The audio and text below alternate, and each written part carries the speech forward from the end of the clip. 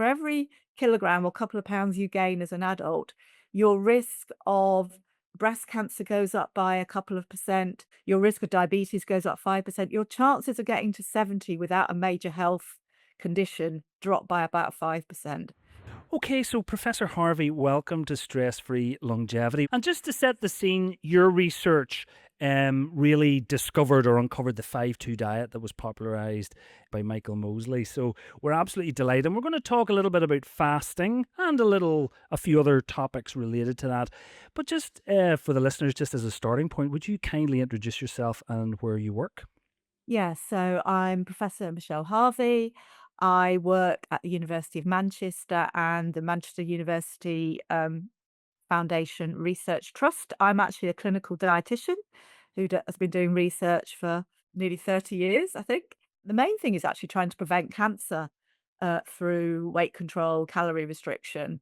But I've also got involved in a number of other diseases along the way, and I'm passionate in how that works, and then as or more importantly, how we can get people to do it because I know that it's so hard. So it's kind of understanding what people need to do and then how we help people do it. Let's start with a little bit of science, if that's okay. So, what does the research tell us about weight and why it matters for health? So being underweight is not good for our health, but being above the healthy weight range is also not good because we're basically storing too much fat and often fat in the wrong places, which we can talk about in a bit. And this increases our risk of things like diabetes, heart disease, increases risk of at least 13 different cancers, and possibly recent reports suggest up to 26 different cancers you're at higher risk of if you're overweight or obese. And we know that a lot of health problems are they're stored up if you're heavier as a child and a young person, but adult weight gain is a massive public health problem that we have. So even if you get to your early 20s and you're a healthy weight and then you start gaining weight as an adult, that really impacts on your health. So for every kilogram, and the best papers on this I've seen was from the Nurses' Health Study. So they modeled the effect of weight gain. So for every kilogram or couple of pounds you gain as an adult, your risk of breast cancer goes up by a couple of percent. This is for every couple of pounds. Okay, so you can multiply this up. Your risk of diabetes goes up 5%. Your chances of getting to 70 without a major health condition drop by about 5%. You can do your sums depending on how much weight you've gained as an adult. So, it really does impact on our health. What is kind of happening internally? Why is it causing such detriment internally? Basically, it's to do with primarily that we have too much fat, and when we have the body's trying to store that excess energy as fat, it will first of all put it in your subcutaneous fat, which is the kind of fat you can pinch, the pinch the inch stuff. But then we start laying down fat in places where the body doesn't really want to have fat, and we call that ectopic fat. So that's kind of internal fat, and you get it in your liver, you get it in your pancreas. It's in your organs basically. And then when your organs get fatty, they don't work as well. You get it in your kidneys, you get it around your heart, you get it in your abdomen, and you get it in your muscles. And when you get all these fats stored in these tissues that are not used to having lots of fat, they don't function as well, which you can imagine if you said to somebody, your organs don't function as well as that person over there, you can imagine why that might make you unwell. So, what is a healthy weight? Is it still BMI? Is that still quite a good way to measure it? Or how do we know if we're carrying too much?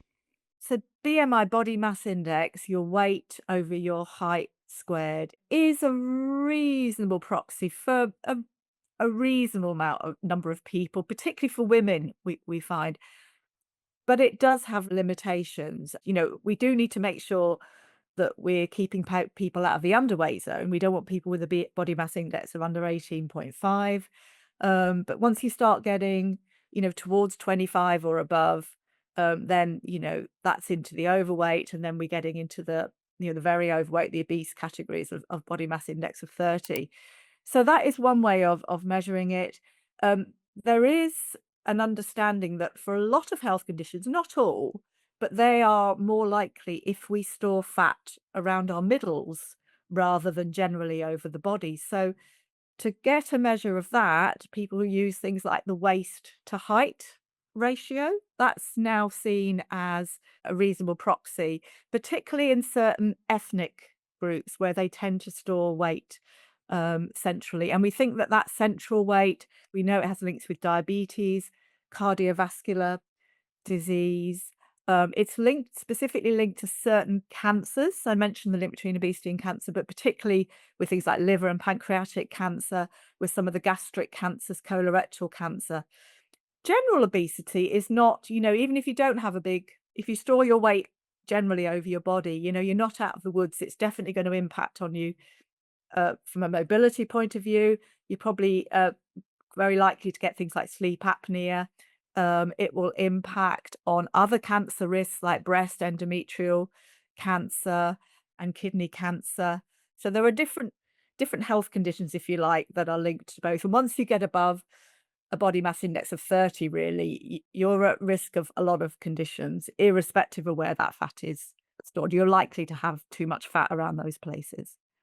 So the two different types of obesity, are they a natural progression from one to the other, or are they kind of two separate kind of entities in a way? Does that make So sense? they're kind of both. So I guess the first place that your fat will be stored, if you eat too much, your body wants to get rid of that excess energy and store it. So it will immediately try to store it as subcutaneous fat, the general fat. And once that gets too full, if you like, that's when you start laying it down in those organs. So in a sense, you tend to see more ectopic fat, internal fat with heavier people. However, we also know it's a bit more nuanced than that, and that men tend to store more fat in the wrong places. Certain ethnic groups store more fat in the wrong places, which is why we have lower healthy body mass index cutoffs for certain ethnic groups like South Asian, Arabic groups, and Black groups. Actually, their healthy BMI is around 23.5, and we know that every sort of kilogram of weight they gain, they're going to get more of that central fat, and that's why they have higher risks of diabetes, heart disease, etc. So it is more nuanced than that. And even within the same ethnic background, there will be differences of where we store our fat. Some of it's down to genetics, which I know we're going to talk about in a bit. So the more weight you gain, the more likely you are to have that ectopic fat. But certain people are more predisposed, I guess. Now, we're going to come to kind of some healthy habits and how to manage this a little bit later, but just on this topic, can you target those two different types of obesity separately, or is it just general good advice and you'll target both kind of at the same time? That's a really good question. And there is some evidence that physical activity, I think particularly more sort of vigorous, can help you mobilize the fat source. So you asked, when do you lay down that central fat? Is it once you get to a certain weight? And I guess when you start dieting, we think that particularly if you put your body in quite a strict energy deficit, i.e. go on quite a low calorie diet, maybe below about 800 calories, or you become very vigorously active and put the body in a state of quite a severe energy deficit, then that will first of all start mobilizing those fat stores. Um, and so there is some evidence about physical activity.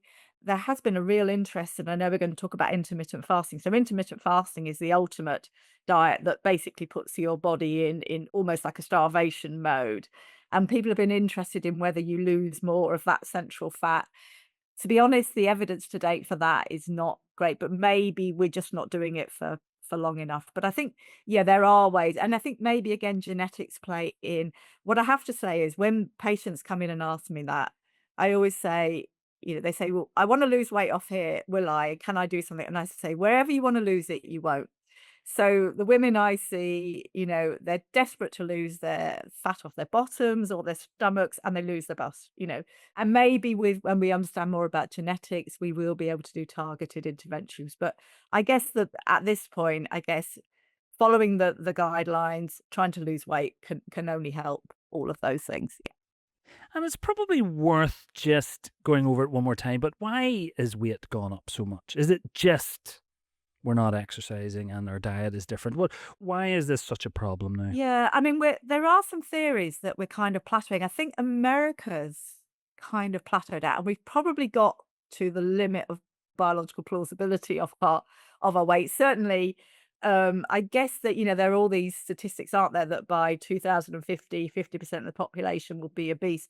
So generally everyone's got heavier, and that epidemic certainly in America it was started in the 70s. Here it was probably 15 years later. We used to have 10% of people obese when I first started in the 90s, and now we're up to what, 25%. And there was a theory for a time, there was a paper called Gluttony or Sloth, and there was a presumption actually that just based on some not terribly good data, that the problem was due to people not being as active, which clearly doesn't help. But what was missed was that people are eating the dietary surveys were not picking up that people were snacking a lot more, people's portion sizes had increased, the types of food they were eating gone up. It's just because we're eating more and more and more. It's like a 24-hour eating. So it's definitely calorie intake that has been driving all of this And then for we various touched on reasons. some gene stuff. Anything you want to say about genetics and maybe environment? Yeah, so genetics are important. I think so. There's some take home messages we need to get with genetics. So, our genes haven't changed in the last sort of 30 years, but clearly our environment has, and there's all this food around. So, some people are much more predisposed to put on weight in the environment that we live in with all this available food and sort of restricted abilities to be physically active. We think that about anything between about 40 and 70% of the difference between weight in people is down to sort of some genetic predispositions. Now, that's not that you eat the same food and you put on more weight. It can be genetic things which mean that you have different appetite, and different feedback from exercise, etc. So there may be genetic things that will influence our metabolism and how we handle food, but also how much food we eat and how physically active we are. Um, so genetics is important, but I think what people need to take home is that some people probably need to really focus on what they're doing and work harder with their diet. Some people probably don't need to worry because they naturally eat less, etc., etc. Um, but it doesn't mean that you can't control your weight if you have a genetic predisposition. It just means you need to be more mindful of it. It's like if you have a genetic risk of heart disease, you might think, well, stuff it, I'm going to eat square sausage and not worry about it. But it probably means you should be more mindful. It's not fair, but I think that's where it is. And so I think there's a lot of people that go around blaming, going, well, look at them, they've got a weight problem and I haven't, and they've got no willpower. I think we just have to understand people are wired differently. Yeah. Some of it genetic, some of it is enhanced by hardwiring when we're, even before we're born probably, but during those sort of early years. And so, yeah, genetics is important, but it doesn't mean that you're destined to be obese, or you just have to work at it. I wanted to ask you about appetite, if that's okay. I'd never really considered it. I mean, obviously it's relevant, but it doesn't feature highly in when you're considering how to handle. But then, of course, we've got these GLP-1, antagonists. Are they antagonists? The agonists. You don't Agonists. want to That's it. antagonize your Come GLP-1, on, you Owen, would I be should in know trouble. this. So clearly, it's highly effective if you target the appetite. So what do we know now about appetite and its relevance for managing weight? So, we have different eating styles. Some people never get full at the end of a meal. Some people just need to graze all the time. And either of these can lead to sort of obviously, increased calorie intake and weight problems. And so the GLP-1 agonists basically promote satiety. So people don't feel hungry, and they're not thinking about food all the time. So they are very effective. I mean, I think, you know, if you ask someone to do a diet and physical activity intervention, you might lose, 5, 7% of your weight. If you use a very low calorie diet, like they did in the direct study, they lost about 10% of their weight. But these agents, when you're on them, which is the key point, and only about half the people can tolerate them because they do make people feel a bit nauseous, and they can get sort of gastric issues. That they can lose like 15-20% of their weight. So they're very powerful, but as soon as people come off the drugs, then that satiety effect disappears, and then we find that people gain weight very quickly. So they definitely have their uses. I think they're not going to be available for all. They're not suitable for all. But people who've got long-standing resistant weight problems that have struggled with following diets, I think they definitely have a role. Um, but we need to do more work about maintaining weight when people come off these drugs, because otherwise they're going to be on them forever. And we don't know. Maybe there'll be some, um, attenuation of the effect over over time. But, in terms of satiety, even if we've got some genetic drive to overeat, there are things we can do with our food to make it more satiating by having more protein, having more fiber, drinking more with meals, not alcohol, but water, etc., etc. So, decreasing the nutrient density of what we eat can be really, really helpful in promoting satiety. Not as powerful as an injection of a GLP-1, but those are things that really can help. Thank you very much. So we're going to just, I guess, make this practical now. Let's see what we should or can be doing to kind of improve our health and our weight. So we're going to focus primarily on energy restriction or fasting, but because you work in this world, I was very keen just to touch on, some other little tips that you might have. What advice would you have around other approaches, not fasting per se just yet, but other approaches to weight loss?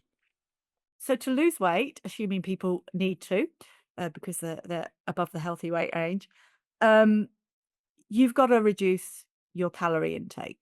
Um, but we certainly do not just recommend you do that by counting your calories.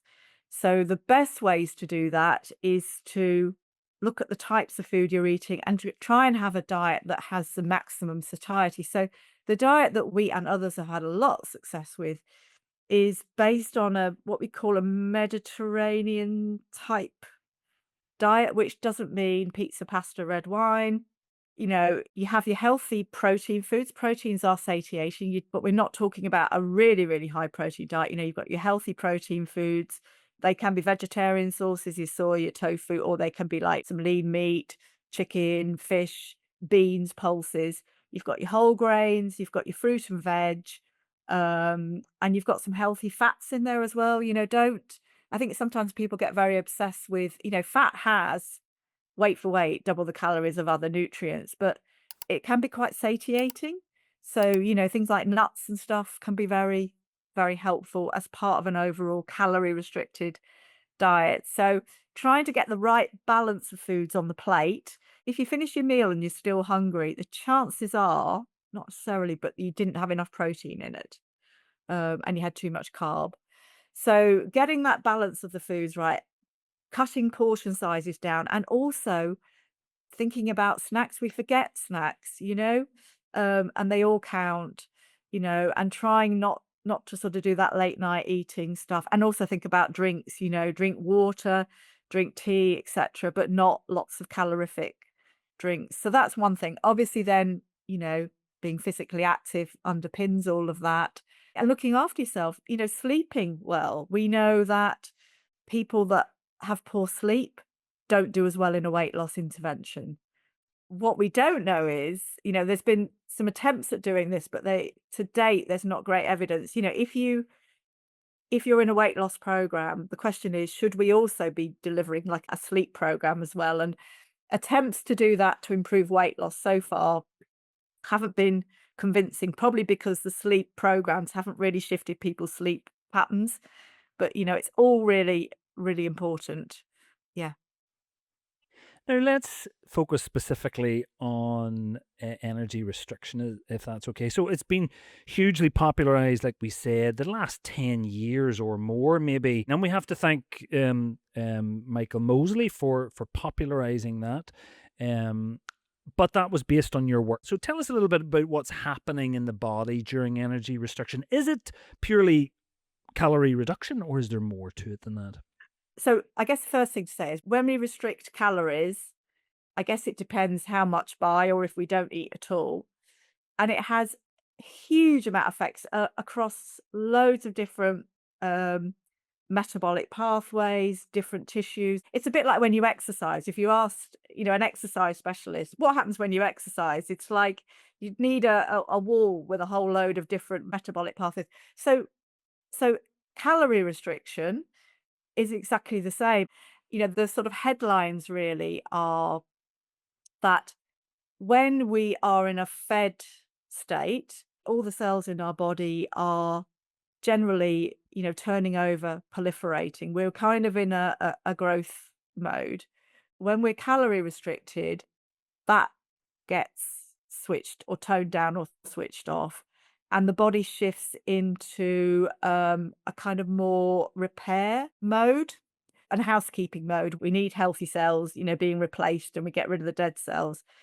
But when all this growth is going on, then sometimes cells are produced which are damaged. We might have damaged mitochondria, which are the little batteries in our cells. And damaged cells in the body cause problems. They cause inflammation. They can be like the first step to a number of conditions. So we need this housekeeping to go on. So it is important. But I guess the question that I don't think we know, and you'll see a lot of fasting websites that claim, oh, if you fast, you do a time restricted eating for this many hours, you're going to get all this cleaning up of all these unhealthy cells. I don't think we know, Ewan, how low in calories you need to go, how long you need to do it. And I bet you it's different for different people. So, I mean, with all of these things, you would expect to get a better response if you start off in a very, very overfed state. I would imagine you're going to get more of a benefit from energy restriction than if you're already a healthy weight person who generally eats roughly about what they need. You've got more to correct, if you like. So there is this potential for more cell repair. We become more insulin sensitive, which is a good thing. We might get more these mitochondria forming in our muscles, which is good.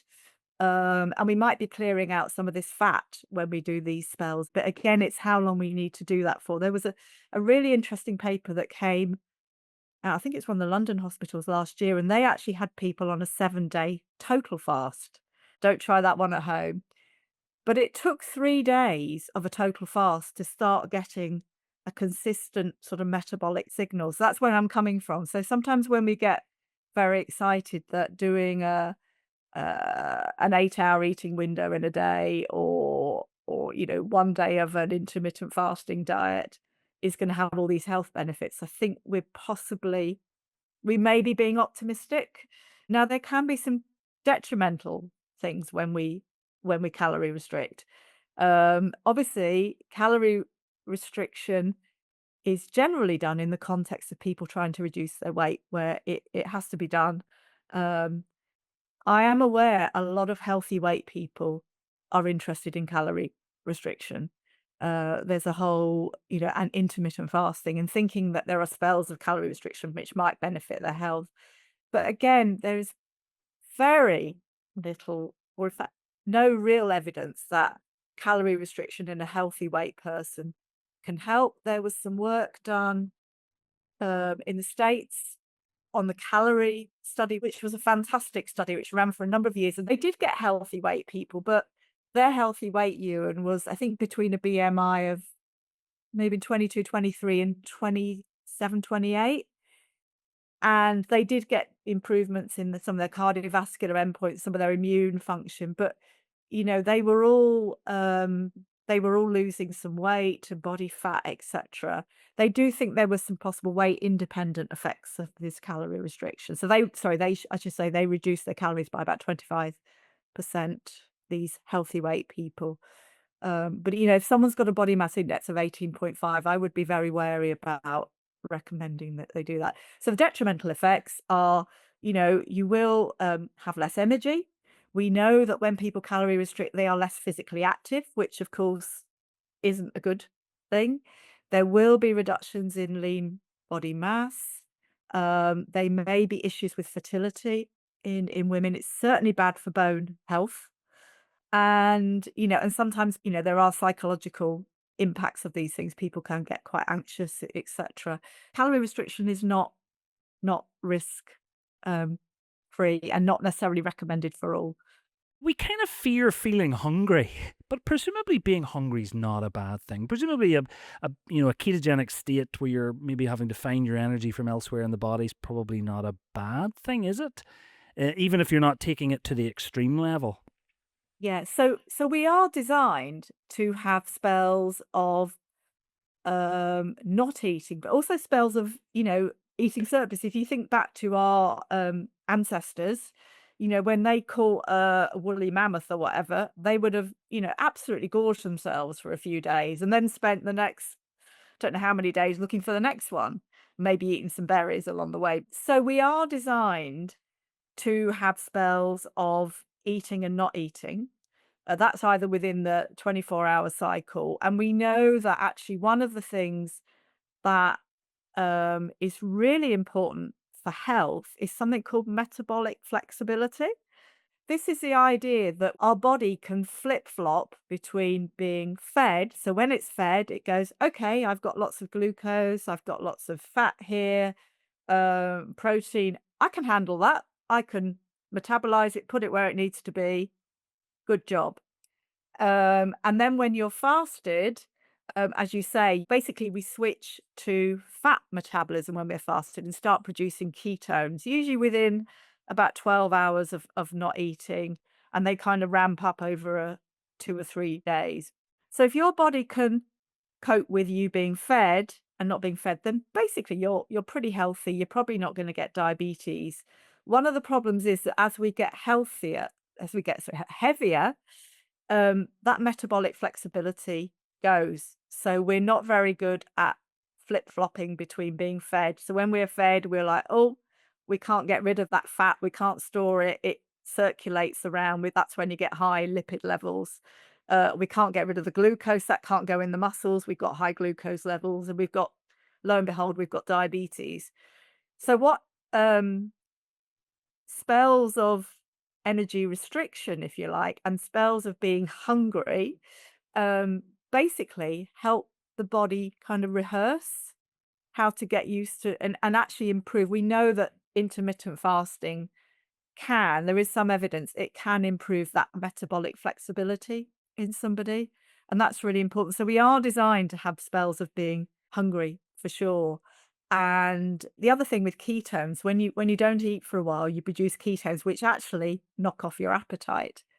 And that's why we think, things like the 800-calorie diets work like they do for the diabetes remission program. And the first couple of days can be quite challenging, but after that, they've got higher levels of ketones. They're not ketoacidotic like a patient with type 1 diabetes. They're not going to get there, but they have these sort of slightly higher levels of ketones, which knock off their appetite. So being hungry is not necessarily a bad thing. Well, let's talk about the different types of fasting. I became aware of the 5-2, maybe like most people did, I don't know, 10 or 12 or 15 years It ago. I would have can't been remember now. 2013. Yes, wow. And it feels like it's evolved a bit in that time. Maybe we've been trying to discover a way that's a bit more manageable, and then I hear there's this kind of 12, 14-hour gaps now overnight. And talk me through that. Tell me a little bit about the different types and what we know. My understanding, so the two popular types of intermittent fasting diets, and there's one that's less popular, which I will mention. So it's, the 5-2, which is either 2 consecutive days or 2 separate days of generally a lower calorie intake, not total fasting, with anything between 5, 6, 800. And in fact, our diet it can be anything up to about 1,000 calories on those low calorie days. And then you've got 5 days of healthy eating. Very important. Don't believe all the hype about you flip into eating burgers and ice cream. And one of the really interesting things about, certainly in our hands, and I think it's because people have been doing it to try and lose weight. We've had a lot of success with that 5-2 diet, where we do 2 consecutive days together. Well, actually, we do 2 days of low carbohydrate. Not really low carbohydrate, but it ends up being about 800, 1,000 calories that they do. But what we find is that they then eat less on their normal eating days than they would normally. There's like a carryover effect, which is really interesting. Not everybody. Some people go, "God, I've done my diet days, I'm gonna eat more." But most people feel, yeah, they kind of learn a little bit what hunger and satiety is, and so that's one type of diet. And then the other one, which is probably more popular now, is this idea of time restricted eating. So this idea that if we reduce the window of time we spend in the day eating. So at the moment, I think the average is about 15 hours. So, so people spend a lot of time eating, and breakfast is called breakfast because it's breaking fast. Now, for a lot of people, it's not breaking that much of a fast because they might have eaten, depending on what time they go to bed, they might be up watching things on their phones, eating till small hours in the morning, and then they might get up at 7 and have something to eat, and they've probably only not eaten for a few hours. It's not given the body long enough to do all those processes we were talking about earlier. So the idea of time restricted eating is that you eat all your food in a window and you have a longer spell in the day when you're not eating at all. You can drink like no calorie fluids. And so people think there are potential those metabolic benefits I was talking about, so maybe it helps when the body's in a fasting state, you get all that positive, you get ketones, which might have an antioxidant, anti-inflammatory effect. You might do all that housekeeping and clean up all those bad cells. But it depends on the length of the window. So in terms of weight loss, if you're overweight or obese, the 5-2 does help. If people can do it, it can help people control their weight. But it's probably no better overall in a population than a standard diet. There doesn't seem to be a massive advantage. If I ask you to do a time restricted eating diet where you're eating in say, an 8-hour window, what we generally find, if you eat just what you like, but I say, okay, you can only eat between 12 and 8 in the evening or something like that. What we generally find is people probably eat about 300 calories less than they would normally, which is helpful, but they're not going to lose that much weight. Okay.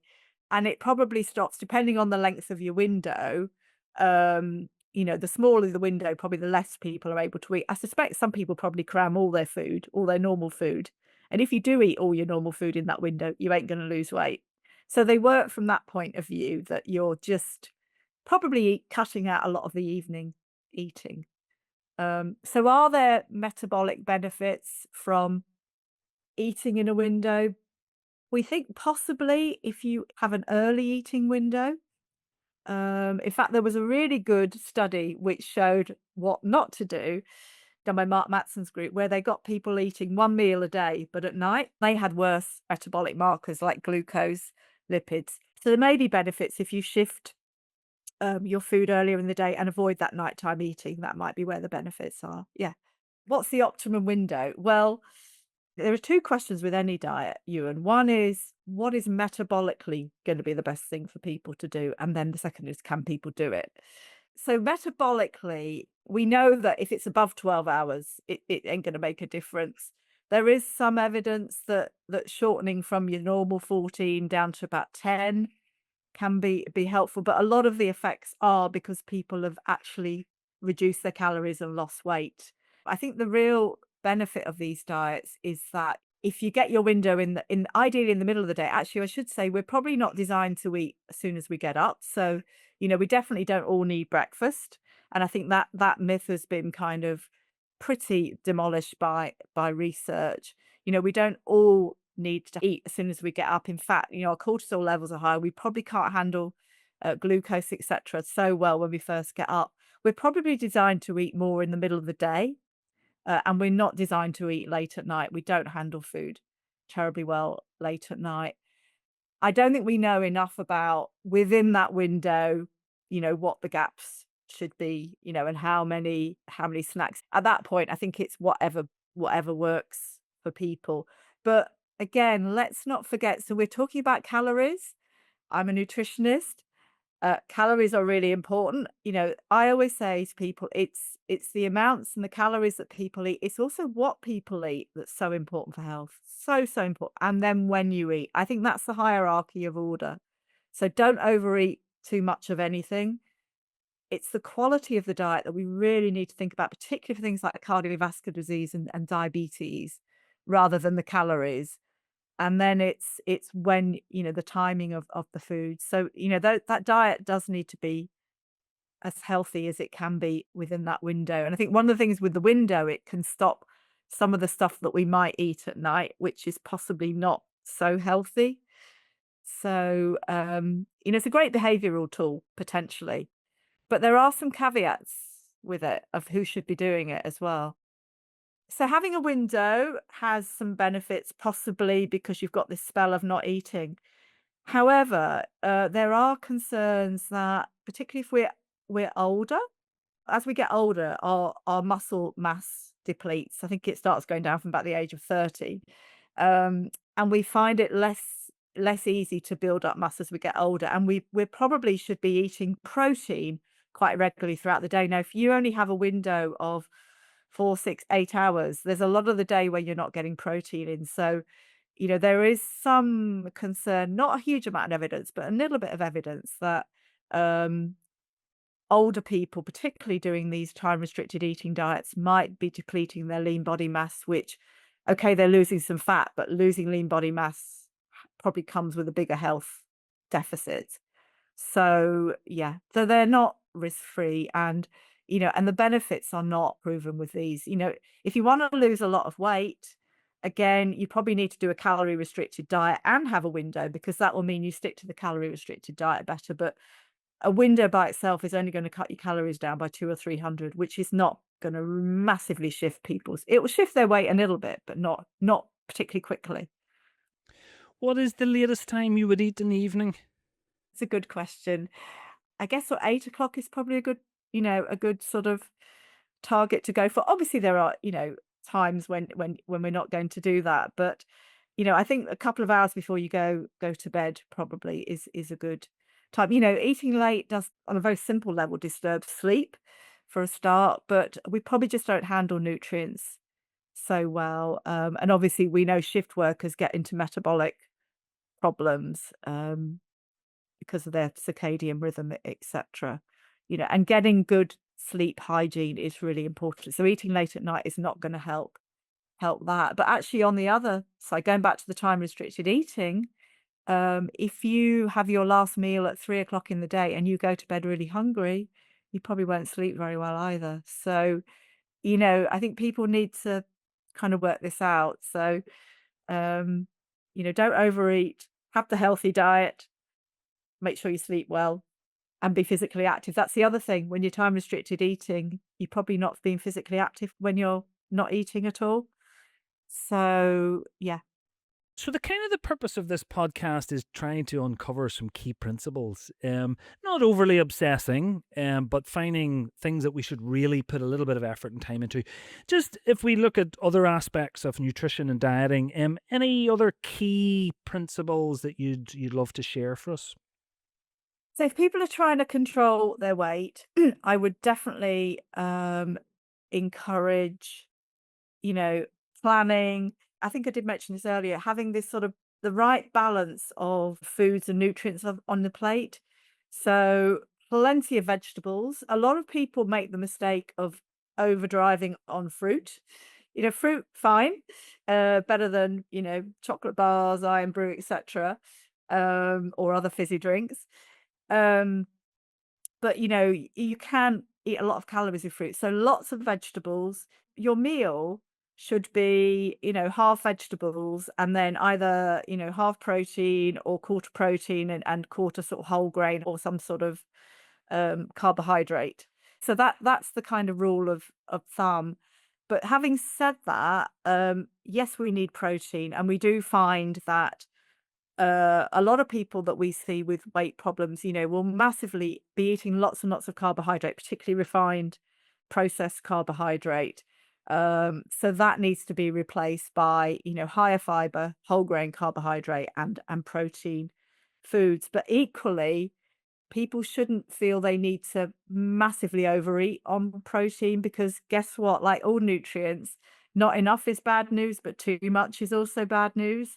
And I think there is an obsession with people getting enough protein in, which of course you can get from your meat, your fish, your eggs, your dairy, your nuts, your pulses, and things like soya, tofu, etc. But we know a lot of people are also, everything you buy now has got high protein written on it. Do you know you can get a high protein Mars bar, which has got 20 grams of protein? I'm not surprised because in our local supermarket, I won't name which one, there's like an aisle now that's just Yeah. everything high protein. It's an absolute obsession, which I find kind Yeah, of a little and it's bizarre, but misguided. Most people a lot of people do get enough protein. Probably the people that need a bit more protein. As we get older, we need to think about our protein. If we're pregnant or breastfeeding, we need more protein. If you're trying to lose weight, you need enough protein. I'm wary about saying more, but you need more than an average person who's not trying to lose weight. And that's largely because we know that it kind of helps fill you up and it can also help maintain the muscle mass when you're dieting, but you don't need um, massive, massive amounts. Having protein a couple of meals a day is absolutely fine. And you start getting into problems if you're having more than, say, the equivalent of 500 grams of meat or chicken or whatever a day, you can start getting problems with too much protein. It has effects on your gut, your microbiome, effects on your bone health, potentially. And actually, it can make us a bit more insulin resistant. So I think sometimes people get very obsessed by cutting down carbohydrate, having lots and lots of protein. It's boring, I know, but we do need a bit of carbohydrate and we do need some protein. But yes, and all those processed high protein foods, I mean, at best, some of them don't have much more protein. So you can buy a high protein cereal bar, which will give you 3 grams rather than 2.5 grams or something. There's some very dodgy marketing, but some of them are, a lot of them are just not healthy foods with, marketed as protein to make them sound healthy. And, there are core protein foods in our diet that we can and should incorporate. So have those. Yeah. anyone who shouldn't do fasting, any absolutes? Yeah. So, there is reasonable evidence that if you're somebody who's overweight or obese and you need to lose weight, then intermittent fasting can be a useful tool for that. There's very little evidence that it will have benefits for healthy weight people, but we don't necessarily know it will have harm. But there are certain groups within that where we really wouldn't recommend it. So, we have concerns about older people, particularly people who are frail, doing intermittent fasting because it's bound to have a detrimental effect on their muscle mass, which is already compromised. And there are some people that could do intermittent fasting, but they would need medical supervision. So we've actually done some work with ladies with gestational diabetes. And so when you're pregnant or breastfeeding, again, intermittent fasting is probably not ideal, but there have been some research. I'm not sure there are interventions that are actually out there, but we know that if you're monitored properly and you're on the right types of diets, then it could have potential, but we really wouldn't encourage people just to run with it. People, again, with diabetes, there can be huge benefits, but again, you need to adjust your medication, so it needs medical supervision. Um, we certainly don't advocate it in people with a history of eating disorders. But it's important to know that we don't think these diets actually lead to eating disorders. And in fact, if anything, particularly if they're used in the weight loss setting, they can improve people's relationship with food, etc. But certainly, if you've got a history of an eating disorder or psychiatric issues, then don't do them. People with gout, people with kidney or liver problems, again, you need to seek medical advice. I guess it's like any diet, really, but certainly the frail, the pregnant lady, and children and adolescents as well. There has been some research in adolescents, but again, we'd be very wary about recommending them in those people. clearly one of the biggest issues I think for everyone across all of life pillars is this thing of motivating, getting started, but probably even more so sustaining it. I mean, it's Mhm. it's hard to Mhm. sustain these, which are often quite intensive and unpleasant. Um, you've done a bit of work on this. I would love to know your thoughts around what are some good actionable steps that will help motivate and sustain people for good Yeah. choices. It's hard, and I know that a lot of people that we've probably helped probably have relapsed, I guess. So there's a few important points with this. The trouble is with people, if people, and particularly when we're talking about weight loss and then weight regain, so that has a very detrimental psychological effect on somebody. We definitely think sometimes people use that as a reason for not recommending that people try to lose weight in the first place, which I think is very misguided. And we know that if people don't try, their weight is just going to track up and up and up and up. And that's when they get those health problems related to the weight gain, where we started off this conversation. So I think it's important for people to try. The trouble is, if you try and fail, your confidence to do it is really demolished. So it's really important we try and help people maintain that that weight loss. And I guess that's one of the things that is quite challenging in I obviously try and help people within a health context. And we know that a lot of people will do stuff, but they do it for us. We call it extrinsic motivation. So people have to switch. We have to help people be doing it for them. And I guess it's trying to get their own peer support, having families around that are supportive. And one of the biggest myths we find people always say, oh, I can't lose weight. I'm older. I've gone into the menopause. Absolutely not. They do much better in our interventions. The people that really struggle, the hardest people that we have to lose weight is young women, particularly young mothers, and they really struggle because they are mission central. They haven't got any time for themselves, and they are trying to pander to the dietary wants of their families and just not prioritizing their own health. So it's trying to bring the family on board, and we're actually just about to do some work with family interventions. So it's getting that peer support around you because that healthcare professional won't be there forever. There are monitoring apps you can do. You can track your diet, you can track your physical activity, and they're really motivating up to a point. But people get fed up with apps, don't they? And that's the problem with them. And there is evidence that people that use activity trackers don't lose as much weight. I think it's because they sometimes overestimate people's calorie expenditure and they think, "Oh, I've been for a walk, I've burnt 400 calories, I'll have that piece of cake." So I think you have to be wary. They do have their uses, but they're not really that sustainable. It's really getting that peer support around you and actually doing something that you enjoy and is doable. We kept talking about the window for those time restricted eating. It's got to be doable for that person. Is there a way to do it a little less intensively, but have a longer term goal? This kind of came up with Jason Gill, who Mm, more with regards exercise. yes. We tend to go into things too intensively, too unpleasantly that you Yeah. can everyone can tolerate for 3 to 6 months, but very hard to keep up for the rest of your life. And it feels the same with nutrition. It feels like diets. They're all high intensity, short term things.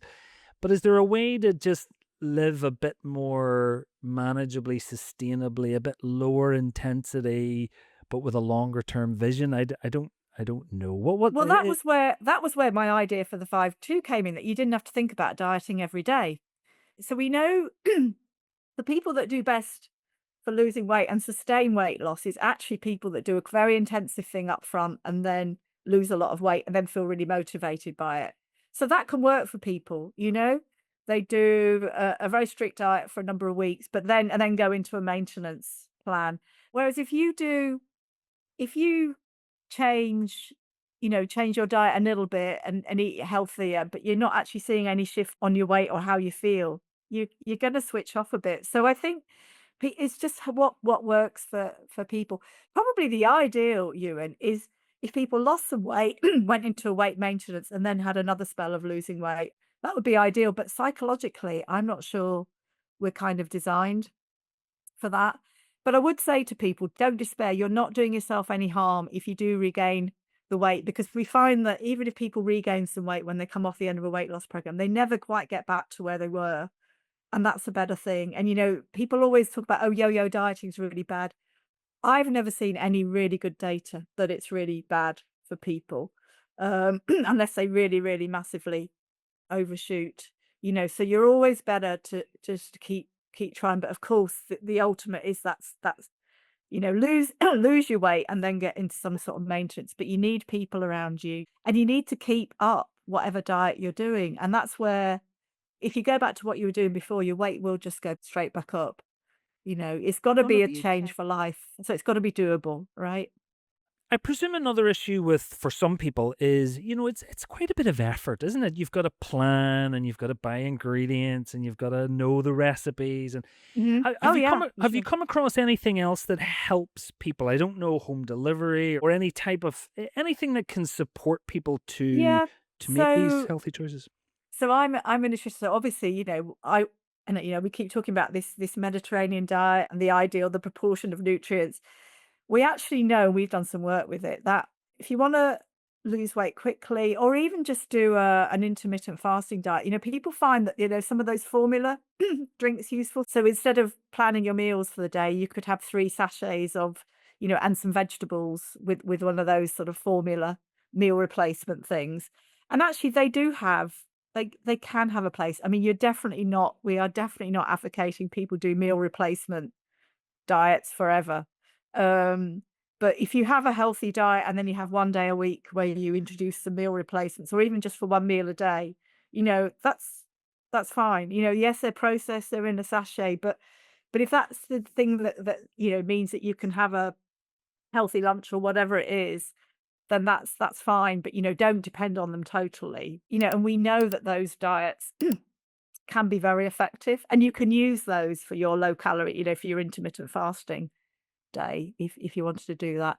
And as you say, there are some delivery companies, they tend to be quite expensive.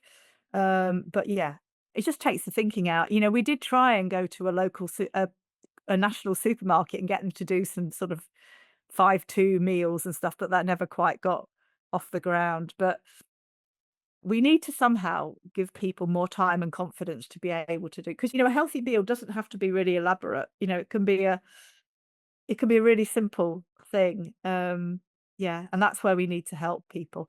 So thank you very much. I think we've come to the end. Just before you go, any exciting research that you're looking out for that we should know about? I think, well, obviously, we're all looking at the GLP-1 agonists. They definitely have a role. There is more research, and there has to be more work about how we maintain people's weight loss when they come off those drugs. We can't have people on them forever, which I think is the way some people think they're going to work. But what I'm really interested in, and I think we're doing some work on this, is initiatives and primary prevention of weight gain. Because once people have got a weight problem, it's psychologically and physiologically challenging to correct.